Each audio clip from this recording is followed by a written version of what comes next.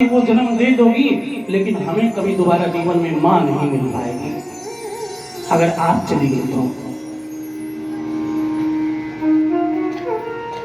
तभी हिरण कहता है कि सुनो सुनो मैं जाऊंगा। हिरनी कहते नहीं, जन्म जन्म का नाता था, पशु बन गए तो क्या हुआ, साथ निभाएंगे। पशु रूप में भी हम पति ही मानते हैं, तो हम पति को कैसे मरने दें, हम लोग जाएंगे। बच्चे अपनी जिद कर रहे हैं, हिरनी अपनी जिद कर रही है और हिरण अपना जिद कर रहा है। अंत में निर्णय हुआ कोई किसी के बिना नहीं रह पाएगा और वचन निभाना है तो सातों बोले संग में चलो और शिकारी को कह देंगे सातों को मार दो और अपना भला करो। सातों चल दिए। अब शिकारी की खुशी का ठिकाना नहीं। सरोवर के किनारे लाइन लगी हुई थी, आगे आगे मोटा हिरन, पीछे दो हिरनियां, दो दो बच्चे। मारे खुशी के भूला नहीं समाया और उसने खुशी में आकर के धनुष पर बाण चढ़ाते समय जल्दी में पहले तो बेल के पत्ते खींचे नीचे फेंके और उसके बाद में उसने क्या किया, उसके बाद में वो जो जल लाया था उसने कहा क्या करना, पानी तालाब का पी लेंगे, इसलिए भरा हुआ वो जल था, पूरा का पूरा हर हर महादेव कर दिया पूरा। उसके बाद में वो भोग लाया था तो वो खाने के लिए।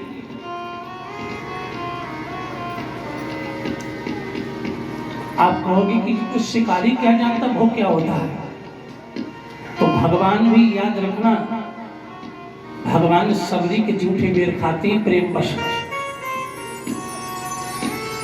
वो चूरमा जो था उसने चौथे पैर में वो चूरमा भी निकाला और नीचे फेंक दिया, पूरा का पूरा शिवलिंग पे चूरमा भी चढ़ गया, भोग वही लग गया बाबा का।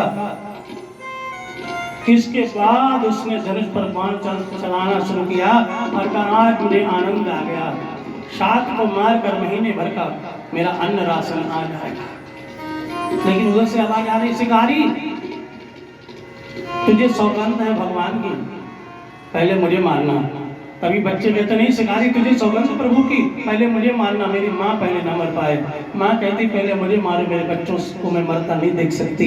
शिकारी कभी इधर कभी उधर कभी इधर मार कर रहा था और सबके सब कसम दे रहे थे, कोई भी अपने प्रेमी का मरना देख नहीं पा रहा था। अंत में शिकारी की बुद्धि चकरा गई। 4 बार वो जब बेलपत्र चढ़ा चुका था तो 12 जन्म के पाप उसके नष्ट हो गए थे। त्रिजलम करुणाकारम त्रिनेत्रम चादकाद्यम त्रिजन्म पाप संहारम बेलपत्रम शुभात्मम। 3 जन्म के पाप एक बेलपत्र हरता है। शिकारी ने कहा मैं शिकार नहीं करूंगा, हमसे तो अच्छी पशु हैं, कम से कम अपने जान की रक्षा के लिए अपने परिवार के लिए प्राण तो देने जा रहे हैं और हम मनुष्य होकर के इनके प्राण लेने जा रहे हैं।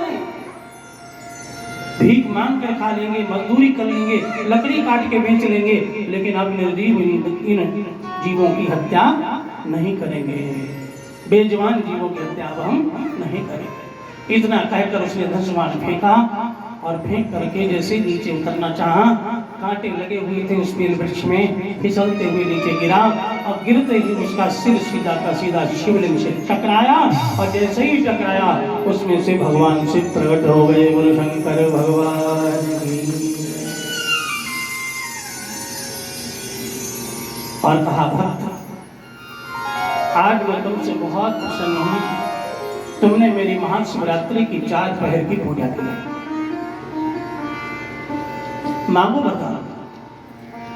शिकारी बोला पूजा क्या होती है मुझे कुछ नहीं पता, मैं पापी घर में जन्म लिया, मेरे घर में ना भजन होता ना कीर्तन होता, बस खाना पैदा करना, जीवों की हत्या करना, उनको मार के बेचना, उनकी खाल उतारना, हम नहीं जानते क्या पूजा है क्या विधि है। मेरी बिना पूजा के आप कैसे आ गए?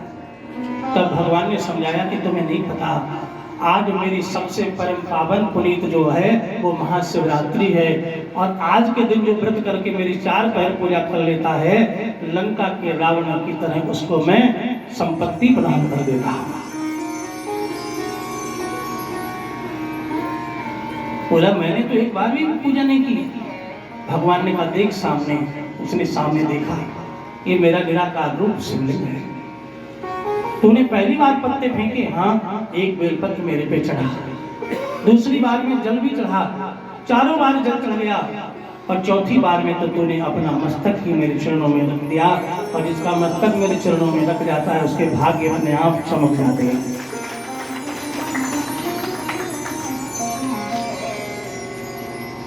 तो शिकारी ने कहा कि प्रभु वरदान देना है तो इन हिरण परिवार को 2 दिनों ने आज मुझे एक दुष्ट व्यक्ति से सच्चा इंसान बनाया। शिक्षा एक वाणी के द्वारा होती है, कर्म के द्वारा होती है। वाणी से कह देना बहुत आसान है, ऐसा मत करो, ऐसा मत करो, अपने आचरण में लाना बहुत मुश्किल है। महाराज नामदेव के पास एक मैया गई, उसका लड़का दिन भर मिठाई खाता था, गुड़। नामदेव की सब बात मानती थी। विठल नाथ के भक्त थे, नामदेव भक्त वाल्मीकि थे।